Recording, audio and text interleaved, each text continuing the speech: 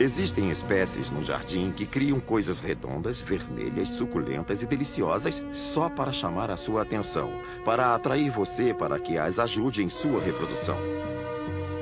São as maçãs. Tentadoras, não acha?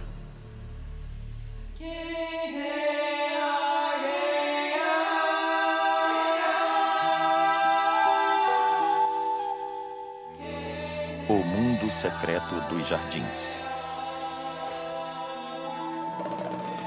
Maçãs. Distribuição Sinapse. Um dos primeiros sinais de que a primavera chegou num pomar de maçãs é a grande quantidade de brotos que começam a inchar. Eles aumentam visivelmente de tamanho até se abrirem, estourando de repente. O que emerge são esses impressionantes dispositivos que chamamos de folhas.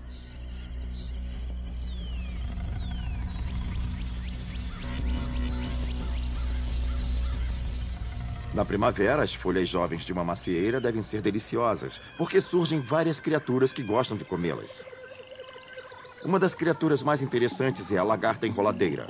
Uma lagarta enroladeira é uma lagarta que realmente se protege enrolando um dos lados da folha.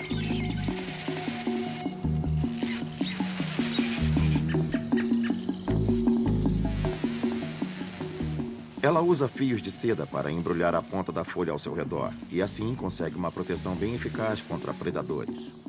De fato, se você olhar uma macieira, é muito difícil ver lagartas enroladeiras.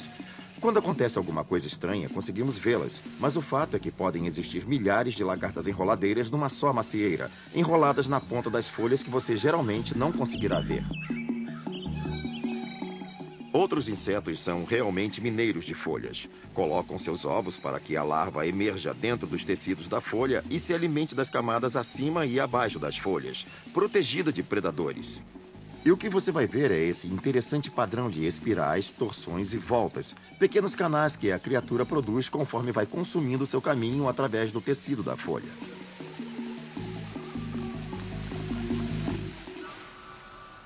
Todas essas criaturas estão se alimentando da sua macieira desde o início da primavera. Uma porção de mariposas, por exemplo, deixaram seus ovos nos galhos da macieira no último outono.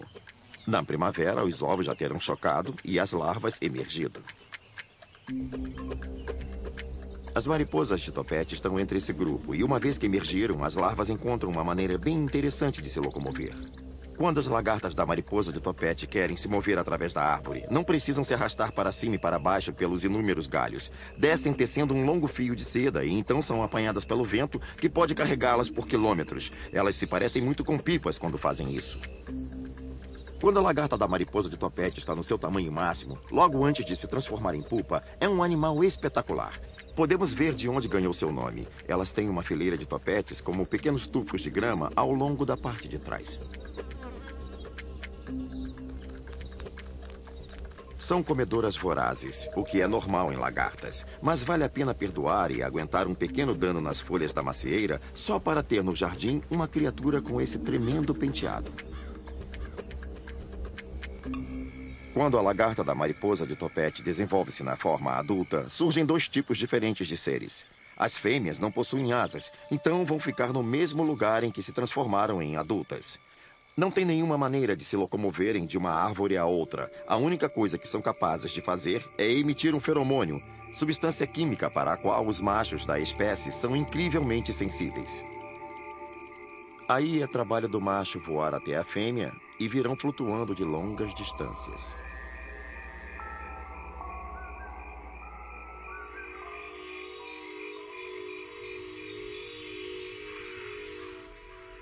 Mesmo com toda essa depredação nas suas folhas, as macieiras conseguem fazer um dos mais incríveis espetáculos de flores de todas as plantas do jardim.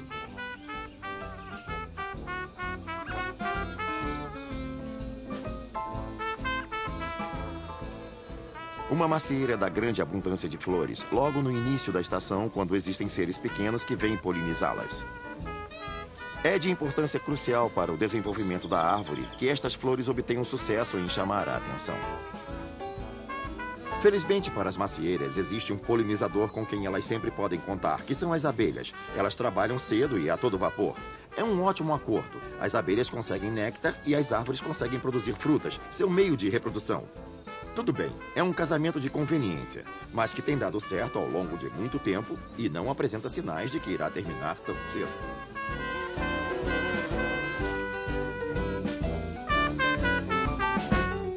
Underneath the apple tree, that's where I'll wait for you.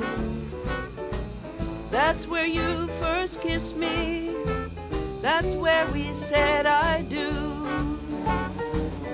When the sun is shining and the blossoms are in bloom, I will meet you once again to sing a lover's tune.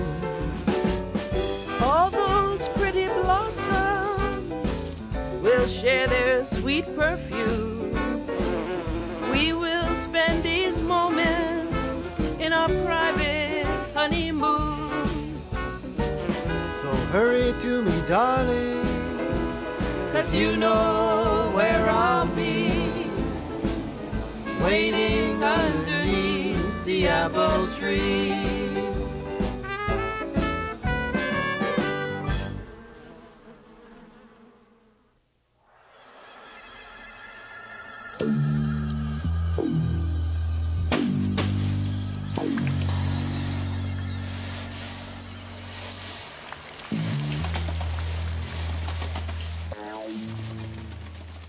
A época mais crítica para uma macieira é a primavera. A pior coisa que pode haver em termos de colheitas de maçãs é uma primavera fria e úmida. Se fizer muito frio, o que irá acontecer? As flores serão destruídas antes de terem a chance de serem polinizadas. Se estiver muito úmido e frio, também haverá pouca polinização. Os insetos simplesmente não voam. Então, não acontece produção de frutas.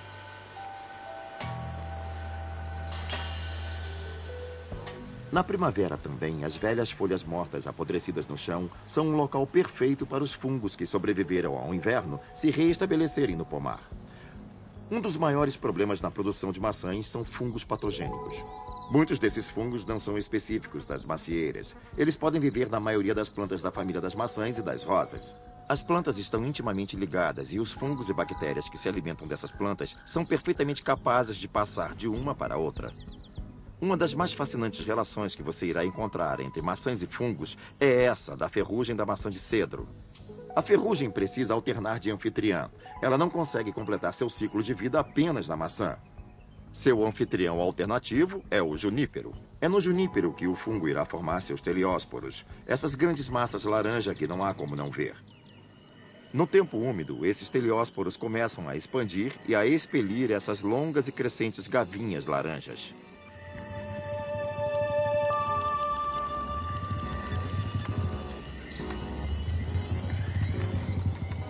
Quando chove, a água passa por essas gavinhas, coleta e dissemina os esporos dos fungos.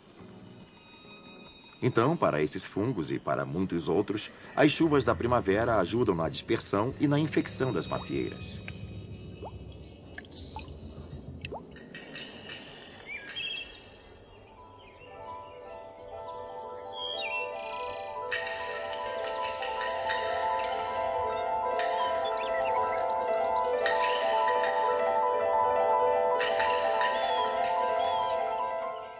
O trabalho das flores, fertilizadas ou não, acabou. Suas pétalas começam a cair. Então agora temos um agrupamento com todo tipo de sementes fertilizadas, envolto por um fino tecido. Quando a flor se desenvolve, o que esse fino tecido faz é crescer, formando um endosperma branco, a parte da maçã que você come. É claro que nessa fase, as frutas de maçã começam a parecer tentadoras a várias outras pestes, como uma broca bem pequena chamada curculho da maçã. O problema com o curculho da maçã é que essa broca irá penetrar a maçã jovem e colocar seus ovos dentro da fruta. Sua larva pode crescer protegida dentro da fruta, se alimentando dos seus tecidos. Além de torná-la imprópria para se comer, ela também tende a deixar uma abertura, um buraco onde muitas bactérias também podem crescer. Às vezes ocorre malformação nas frutas como resultado da alimentação do curculho da maçã.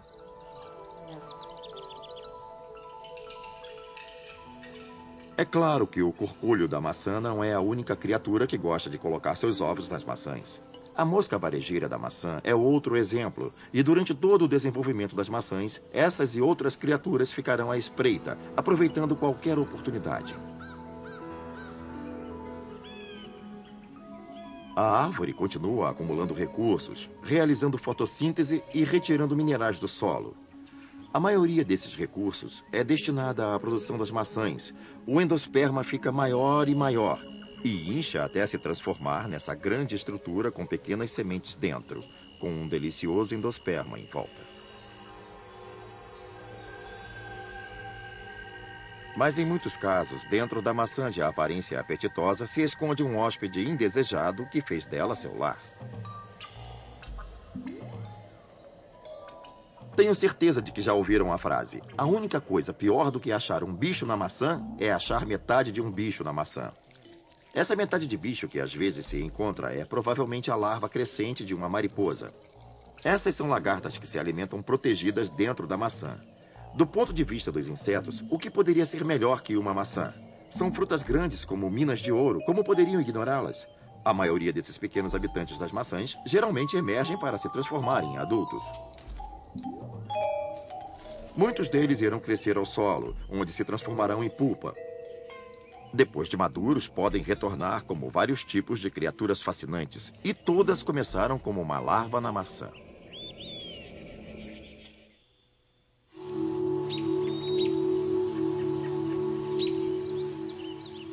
A fruta não é a única parte da macieira que serve de alimento.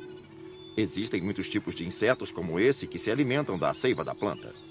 Como exemplos, temos esses gafanhotos brancos de maçã e outros tipos de gafanhotos e afídeos, e muitas outras criaturas sugadoras de seiva. As macieiras, porque cuidamos delas, frequentemente geram novos galhos, que são locais perfeitos para afídeos se alimentarem. Novos galhos são macios e permitem que os insetos perfurem com facilidade o tecido externo, chegando até a seiva. Os afídeos são capazes de se reproduzir patogenicamente, o que quer dizer que, mesmo sem acasalar com fêmeas, podem produzir descendentes fêmeas.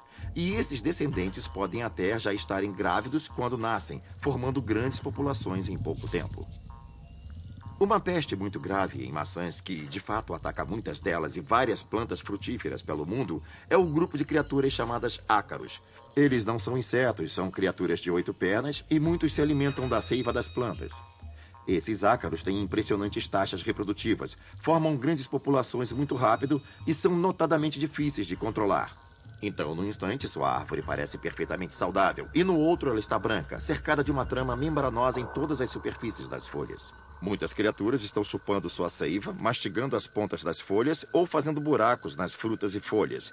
Tem brocas e outros tipos de bichos infestando a maior parte da macieira. E já faz tempo que essas criaturas estão trabalhando quase toda a estação e a macieira começa a parecer maltratada. Uma das mais onipresentes criaturas associadas às maçãs é a lagarta de tenda oriental. São insetos coloniais, vivem em grandes massas. O que fazem é se organizar coletivamente para construir uma grande massa de seda que irá protegê-las.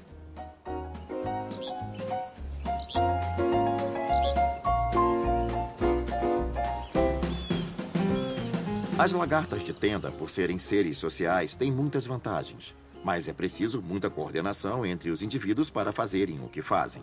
Então, quando vir uma tenda de seda, saiba que foi o resultado do esforço coletivo de várias lagartas. A tenda é uma estrutura maciça, mas feita de milhares de fios finíssimos de seda. Cada fio e tecido são produzidos por uma lagarta ao longo do caminho, através da estrutura, quando você vê todos eles entrelaçados. Realmente formam uma estrutura protetora enorme. Digo protetora, pois uma vez lá dentro é muito difícil para um pássaro ou para qualquer outro predador entrar e pegá-la.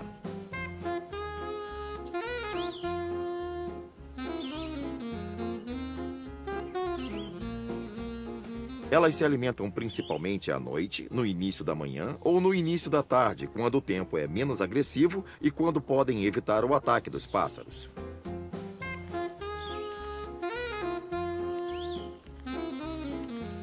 No momento em que estão procurando comida nas folhas das árvores, ficam bastante vulneráveis. Mas quando não estão se alimentando, elas descem da folhagem e entram nas tendas para se protegerem.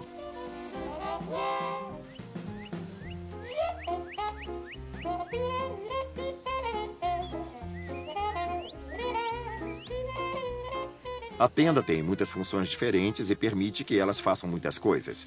Não apenas ficam fora do caminho dos predadores, mas também se protegem de boa parte da radiação solar. É como estar atrás, eu acho, de uma blusa de seda ou de um chapéu com abas largas. Um ótimo lugar para se passar a pior parte do dia.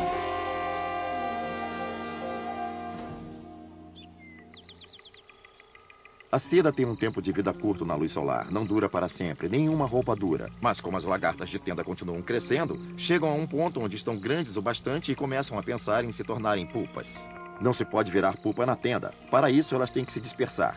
Eventualmente, todas essas lagartas de tenda irão se tornar mariposas adultas, indivíduos reprodutores prontos, dispostos e capazes de começar todo o processo de novo em outra macieira.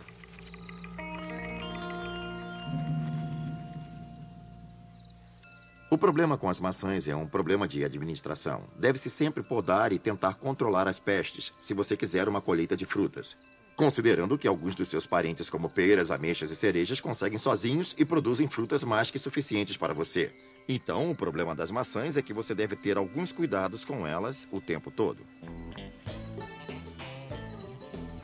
Podar macieiras é uma dessas áreas em que as pessoas têm suas próprias regras de como deve ser feito. Então, pode-se ver vários estilos diferentes. O que posso dizer é que se não podar uma macieira, você vai conseguir algumas maçãs, só não vai conseguir muitas.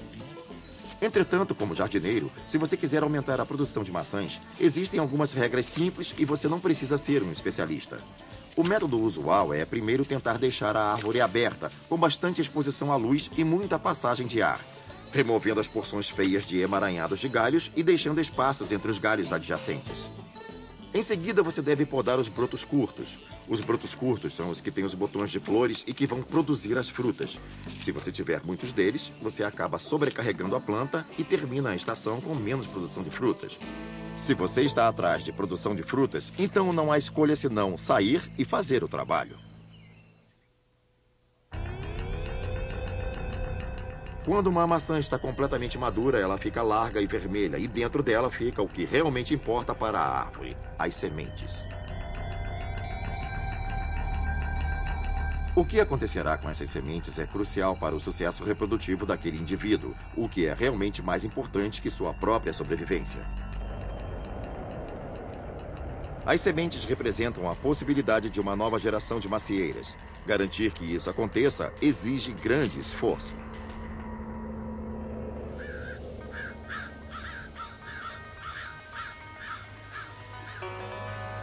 As frutas são um grande investimento para a árvore. Fazê-las exige um enorme esforço para acumular todo o suco de carboidratos.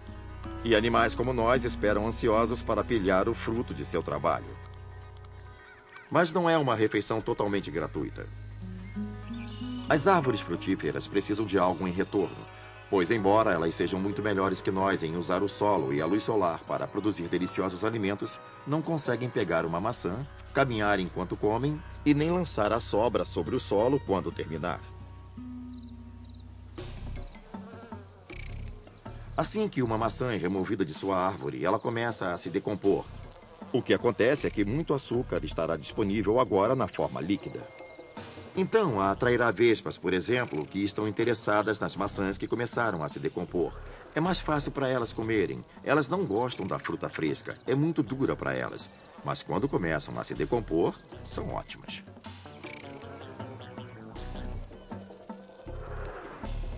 A sopa atrai a mais bizarra variedade de criaturas diferentes que vêm e se alimentam dela.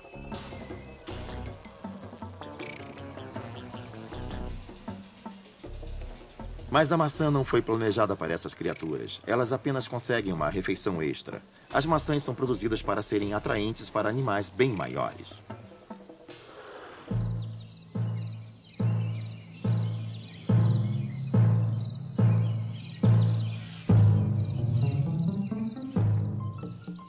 A razão de ser uma fruta tão grande e deliciosa e geralmente vermelha quando madura é para que criaturas como os humanos e outros mamíferos não deixem de notá-la.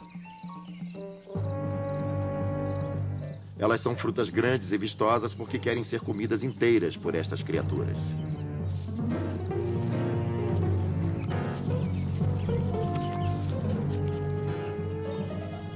E então, como geralmente acontece, nós digerimos toda a fruta e sobram apenas as sementes indigestas que nós depois expelimos. Nós somos o mecanismo de dispersão das árvores frutíferas. Isso também vale para o cervo, para o porco do mato, vale para todos os tipos de criaturas. As maçãs são muito apetitosas para serem ignoradas e suas sementes são muito resistentes para serem destruídas pelo aparelho digestivo de uma criatura grande. E é claro, essa é uma situação ideal para uma semente de maçã, ser carregada para bem longe e ser plantada em sua própria pilha de fertilizante.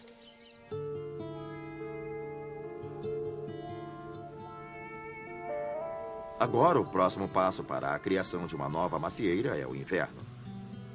Essas são plantas que estão adaptadas aos climas temperados da América do Norte e da Europa, onde todo o ano a neve cai e congela o solo.